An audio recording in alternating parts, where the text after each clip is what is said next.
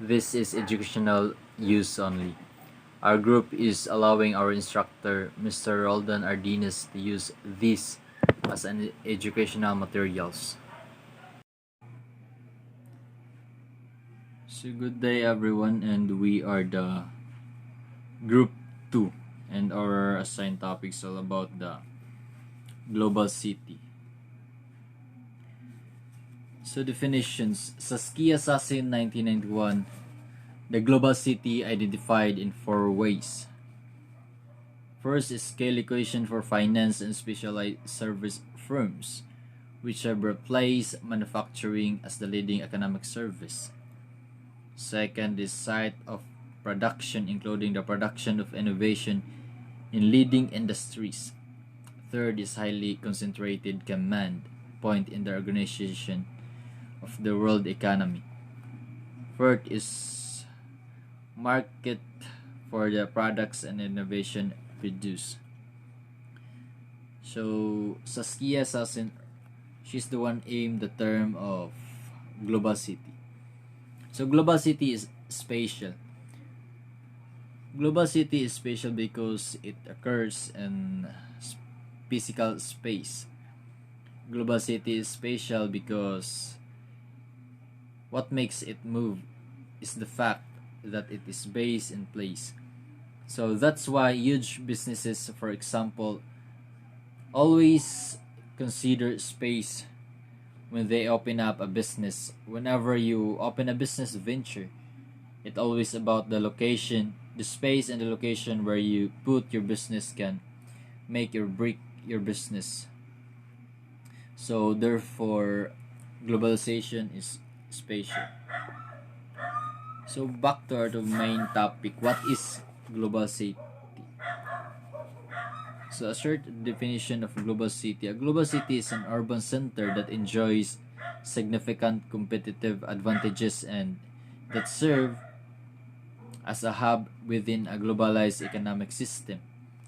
A global city has high wealth, high power, and influential to other countries as well as hosts the largest capital markets. So example of global cities is in Tokyo, Japan, Los Angeles, California, Paris, France, Beijing, China. So how to identify if a city is a global city? So first is it is an influential and international political affairs. A lot of international foreign embassies are stationed there. For example, is in Tokyo, Japan. Second is home to world-renowned cultural institution. Cultural institution is modern society that are museums, libraries, and archives, churches, art galleries, historical places.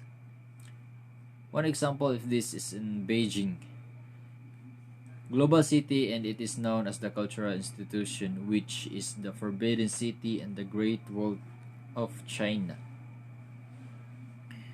Third is the home of major service and media hub.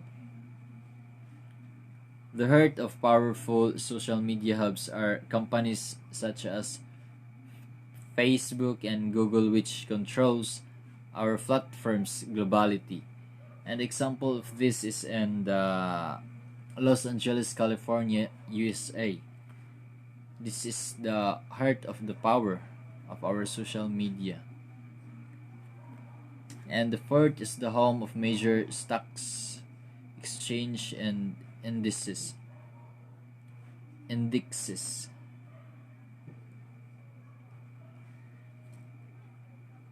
A powerful city which numerous buyers and sellers from different parts of the world meet, interact, and transact.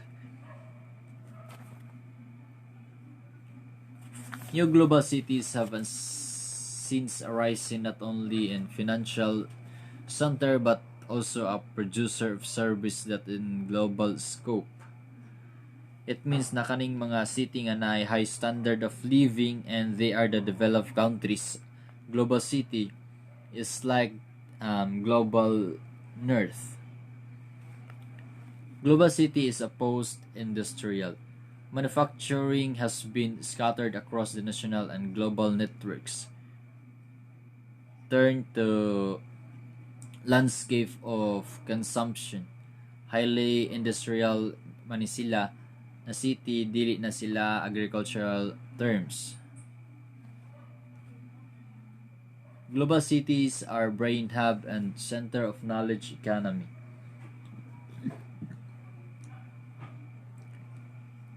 These global cities have a university nga naay transfer of knowledge and also a research center of researchers. Economics of scale and concentration if necessary despite proliferation of communication technology. Mostly in global city is they are a degree holder and mostly of them are professionals. Thank you. Good day everyone. I'm Nicodem Rosales from Group 3 and my assigned topic is what is the meaning of global city? A global city is a city that has considerable competitive advantages and functions as a center in a globalized economic system. The word comes from the research done in the 1980s on cities, which look at the similar qualities of the world's most prominent cities. Defining the global city, sociologist Saskia Sassen popularized the term global city in the 1990s. Her criteria for what constitutes a global city were primarily economic. In her work, she initially identified 3 global cities, New York, London, and Tokyo, all of which are hubs of global finance and capitalism. They are the homes, for instance, of the world's top stock exchanges where investors buy and sell shares in major corporations. A city that serves as a base for organizations that shape the global economy.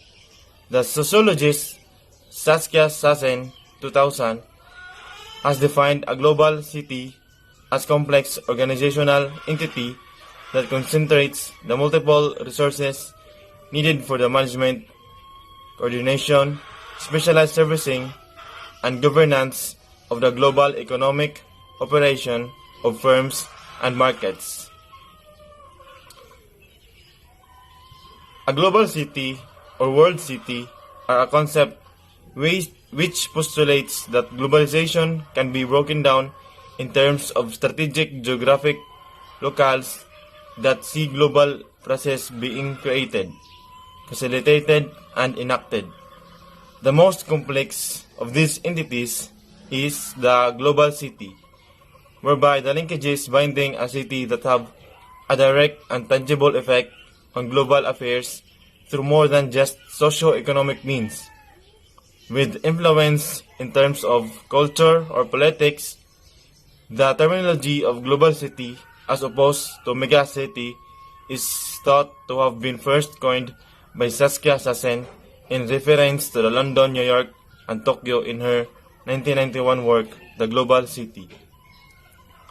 A global city has wealth, power, and influence to other countries, as well as hosts the largest capital markets.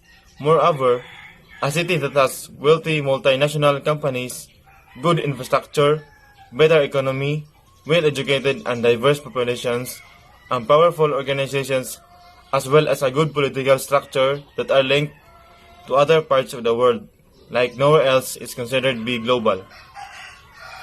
A global city, therefore, is the world's most important and influential city that covers the dimensions of the globalization. These dimensions are cultural experience, business activity, human capital, as well as political engagement. Therefore, in order for a city to be considered as a global city, it should have good political structure whereby it can influence and participate in world affairs and different international events. Additionally, for a city to become global, It should have an existence of substantial and vibrant cultural economy with a high level of interconnectedness in the global cultural network. So, good day everyone. I am Engine Cadet Libaton Cleo Jade. So, my topic is all about what are the characteristics of global city.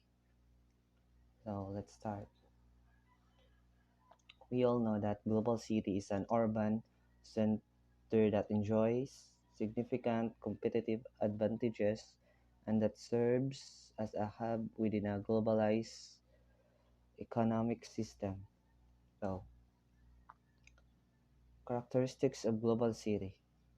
In this world, when we say global city, it is a significant production point of a specialized financial and producer services that make the globalized economy run. So, Sassen covered specifically the New York, London, and Tokyo in her book. But there are many more global cities than this. So, the question becomes is how to identify these cities and perhaps to determine to what extent they function as global cities specifically beyond all of the other things that they do simply as cities. So naturally, this lends itself to our modern desire to help or develop league tables. So there are a number of studies were undertaken to produce various rankings. However, when you look at them, you see that the definition of global city is used for broader than Sassin's core version. So next, so in order to become global cities or to be called global cities, you must have this following. So first, economic strength. The nominal GDP or gross domestic product per capita percentage of the percentage of households with economic consumption is more than $14,000 per year.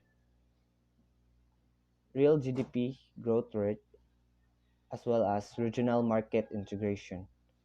Next, the second one is the human capital. So population growth, the we all know that population is increase increasingly growing. So the working age population, it is the rule of this is to identify that they are applicable to work in their age and entrepreneurship and risk taking mindset. It is very important because it is played a very important role in the global city. So that quality education also very important is because if there is a good quality education, you are applicable to all, and also the quality of healthcare, the hiring of foreign nationals. Next is the institutional effectiveness. Electro- elec- Electoral process and pluralism and local government fiscal autonomy, the taxation, the rule of law, and the government effectiveness. So, institutional effectiveness helps institutions to to improve their retention and completion, also determine and keep competitive and to be more advantage, also to identify possible efficiencies and improve their processes. Next is financial maturity. So, breadth and depth of financial cluster. Next, global appeal. So, Fortune 500 companies, the frequency of international flights. So, if you are an airport, you considered as a global city, then the international conferences and conventions, the leadership in higher education. So it is very important to have a good leadership in higher education to have a better outcome. Then renowned think tanks. Next is environmental and sorry, the physical capital. So physical infrastructure quality, the public transport quality,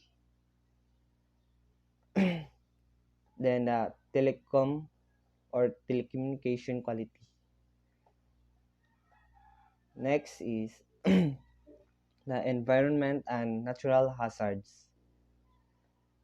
So the risk of natural disaster, the and the environmental governance.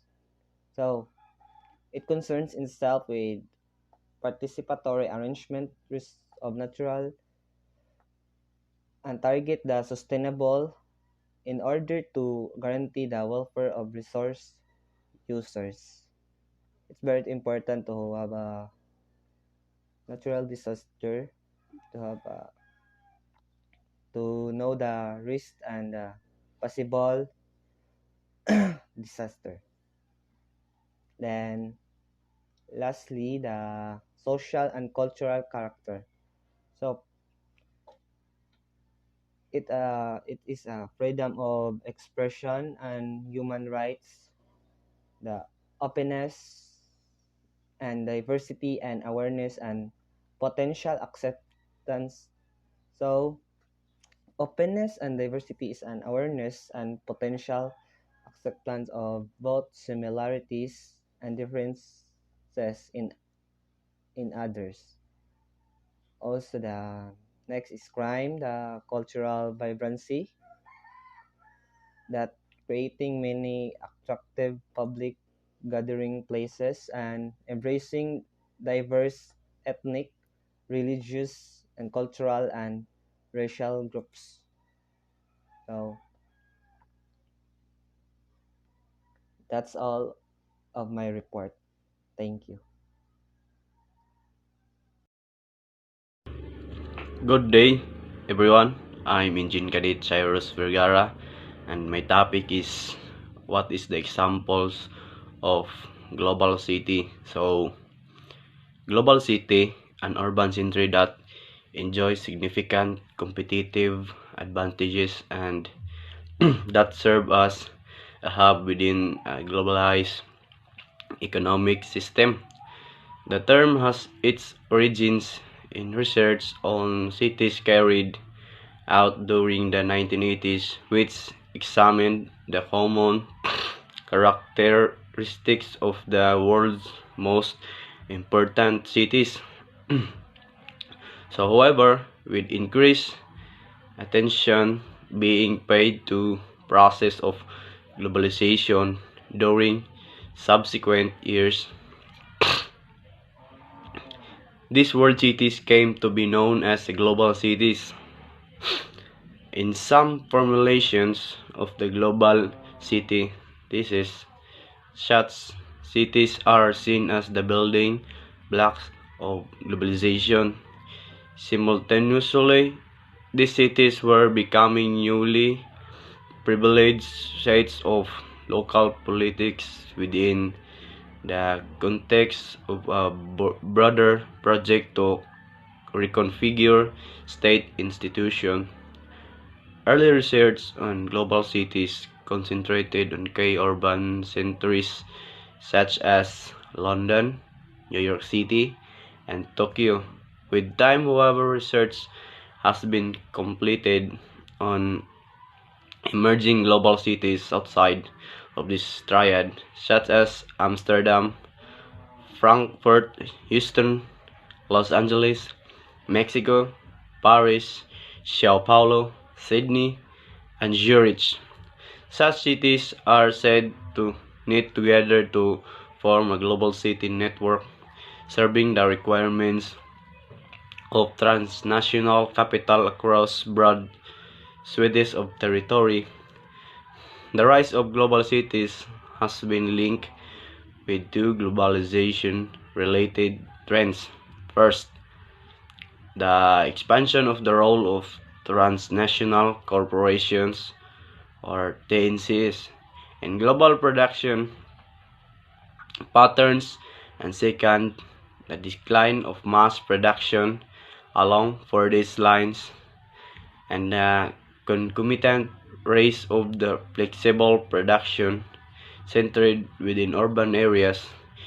These two trends explain the emergence of networks of certain cities serving the financial and service requirements of TNCS, while other cities suffer the consequence of deindustrialization and fail to become global. So, global cities are those that therefore become effective command and coordination. Post or for tenses within a globalizing world economy, such cities have also assumed a governance role at the local scale and within wider configurations of what some commentators have termed the globalization of state institution. So this refers to process in which certain national state functions of organization and administration have been devolved to the local scale. For an example of this would be London. Since the 1980s, London has been consolidated its position as a global banking and financial centre. The link from the national economy. Good day everyone, I am Anthony Marzolueta. This is the continuation of what are the examples of global city. So, the examples of global city are first, London, New York City, Tokyo, Chicago, Hong Kong, Paris, Los Angeles, Toronto, Shanghai, Sydney, Seoul, Beijing, San Francisco, Moscow, Zurich, Mexico City, Singapore, Sao Paulo, Osaka, Istanbul, Cairo, Frankfurt, Munich, Jakarta.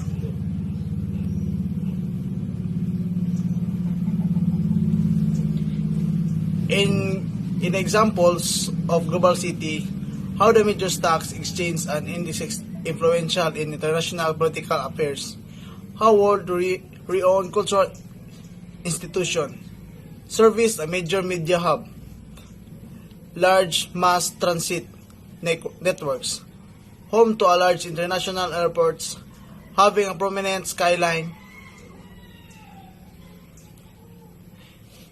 The city that we call global cities. Example is the world's most important and influential cities that covers the dimensions of the globalizations. These dimensions are cultural, experience, businesses, activity, human capital, as well as political engagement. In the global cities, they also known what global city is an urban center that enjoys significant competitive advantages and that serve as hub within a globalized economic system. Global city, an urban center that enjoys significant competitive advantages and that serve as hub within a globalized economic system. The term has its origin in research on cities carried out during the 1980s, which examined the common characteristic of the world's most important cities. However, with increased attention being paid to processes of globalization during subsequent years, these world cities came to be known as global cities.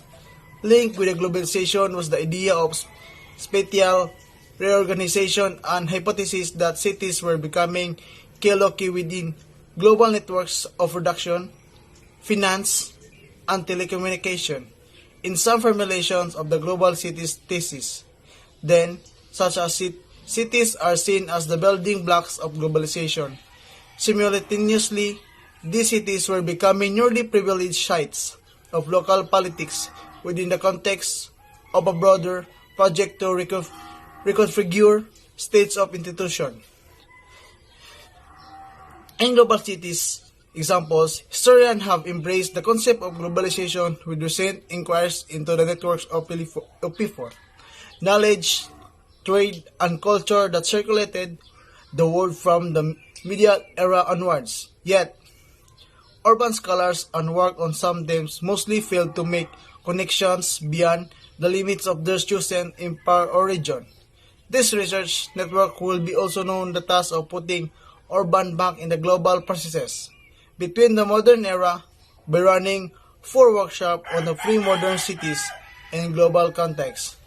The first 3 meetings will focus on the main areas of inquiry commonly pursued by the urban studies specialists. Those workshops will concentrate on space, the economic and political structures of urban life, and the character of the urban population. The meeting will encourage debate about how the main characteristic of global city might be applied in specific historical contexts. But they will also seek to identify broader trends and patterns across early modern empires. The final workshop will be focused on identifying how historicizing that global city influence or understanding of its form, function, and problems in contemporary contexts. Good day, everyone. My name is Engine Cadet Roma Kevin Lois, and I'm going to discuss what are the challenges of global cities with the COVID-19 pandemic. The COVID-19 pandemic has markedly disrupted the global economic system and daily life, sending countries into various degrees of economic recession. The pandemic has also exacerbated poverty rates and global inequality.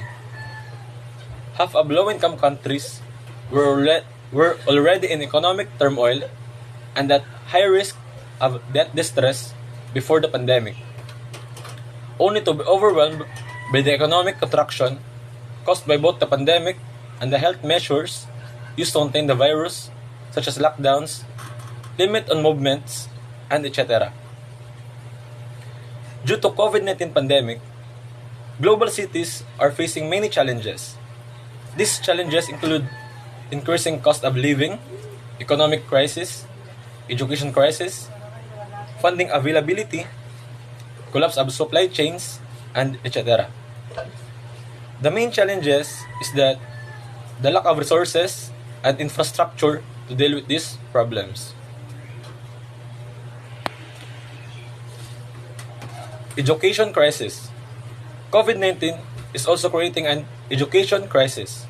Most governments around the world have temporarily shut schools in an effort to enforce social distancing and slow viral transmission.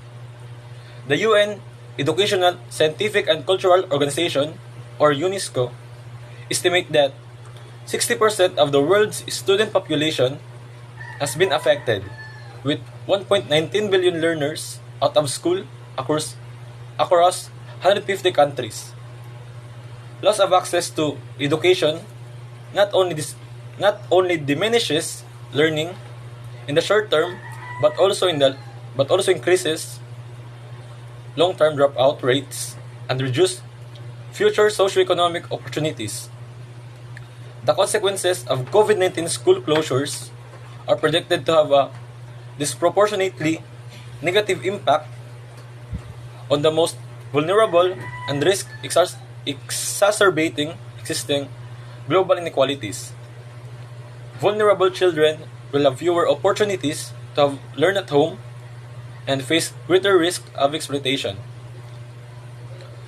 The global disruption to education caused by the COVID-19 pandemic constitutes the worst education crisis on record.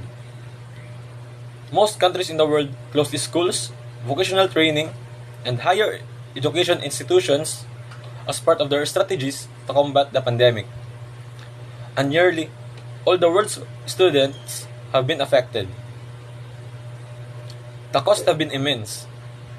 As education systems pivoted to remote learning, many moved quickly to deploy multimodal strategies like online, TV, and radio education, as well as print materials and instant messaging.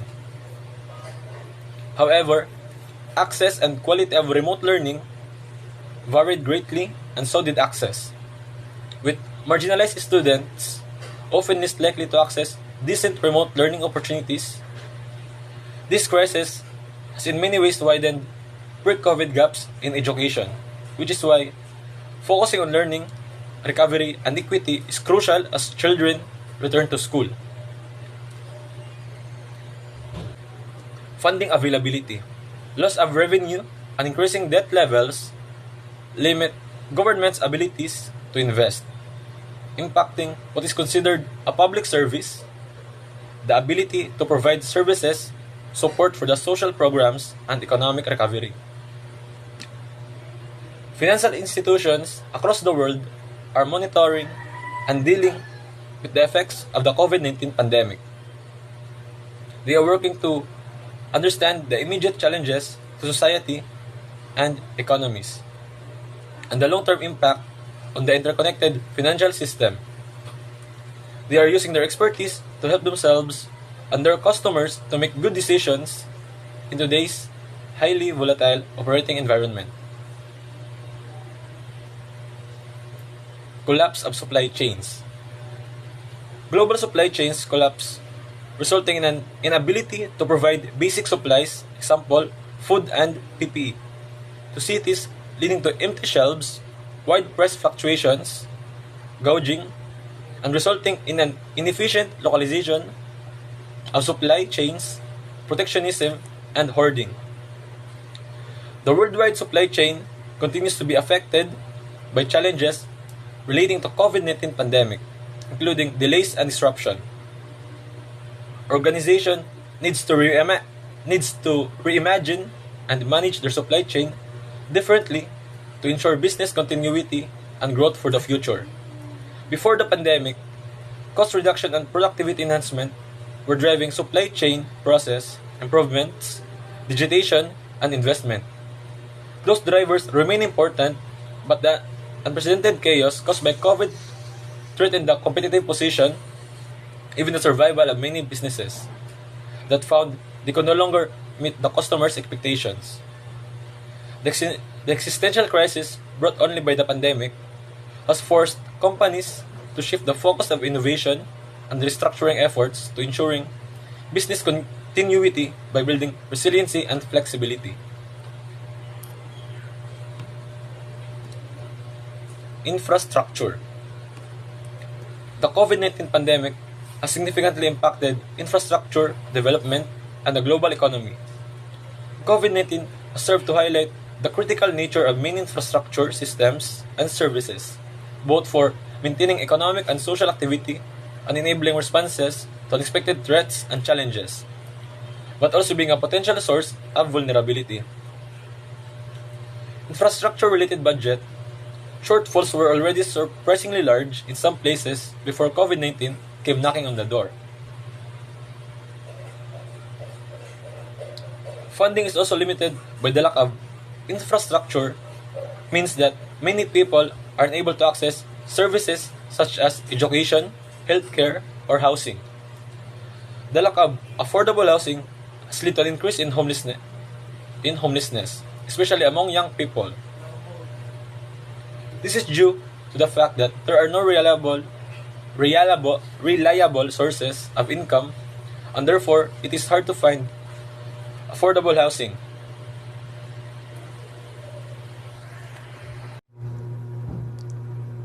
Hi guys, I'm Indian Cadet Katpagan, so I'm here to discuss or to report about the topic of what are the challenges of global cities with the COVID-19 pandemic.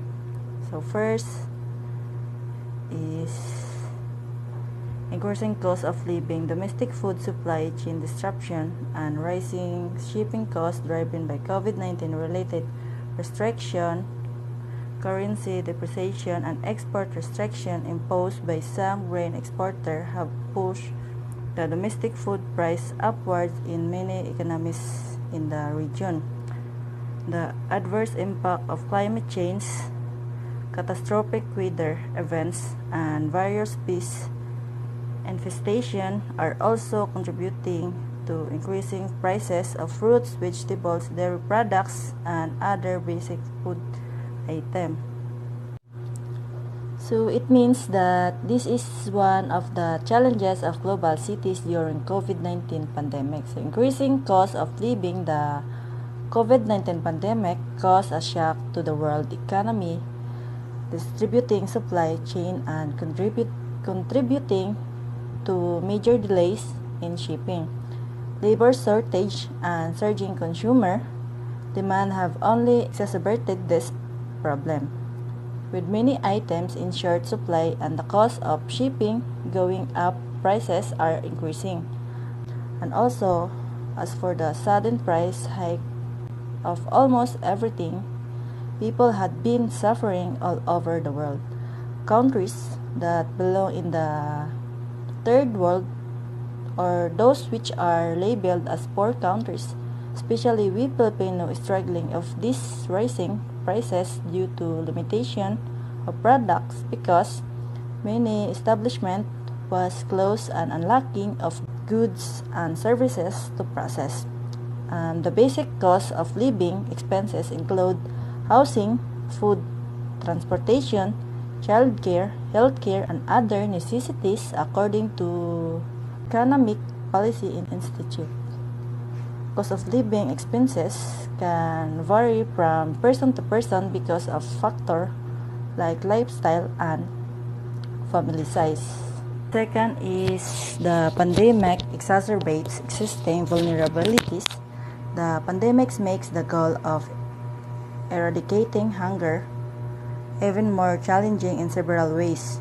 Although the full extent of its impact is hard to quantify due to a lack of available data. The pandemic exacerbates the vulnerabilities of people who were already suffering from undernourishment and malnutrition, as this increased the chance of getting ill and dying. Furthermore, undernourishment of expectant mothers may affect infant health, while undernourishment of children may also lead to poor learning outcomes. So it means that the COVID-19 creates an educational crisis. Schools are temporarily shut down in an effort to slow viral transmission. About 1.19 billion learners across 150 countries has been affected according to UNESCO. The consequences of the pandemic exacerbates existing global and social inequalities for learners. For instance, vulnerable children have greater risk of exploitation, socioeconomic bias, and lack of sources to sustain education, as school closure predicted to connote a disproportionately negative impact that diminish learning in the short term but also increases long-term dropout rates. So restricting people movement yet staying at home is a luxury only some can afford. only people who are employed but can work from home. People who had the means to stay at home without working, people who are wealthy enough. However, millions of people lives in crowded condition with limited access to employment or services faces the unbearable consequences of the pandemic. Next is tax.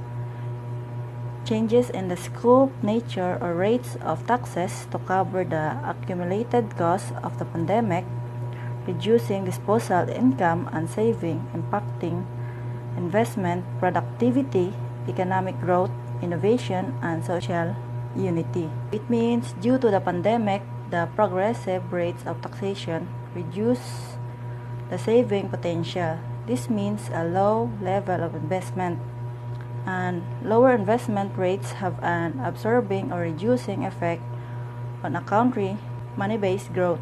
So on the whole, taxes have the impact on the ability to work, save, and invest. And the last is economic crisis. COVID-19 is not only a global pandemic and public health crisis, it has also severely affected the global economy and financial markets. Significant reduction in income, a rise in unemployment, and disruption in the transportation, service, and manufacturing industries are among the consequences of the diseases mitigation measures that have been implemented in many countries. The economic crisis is usually seen as a situation in which the economy of a country experiences a sudden downturn in its aggregates output or real gross domestic product or GDP.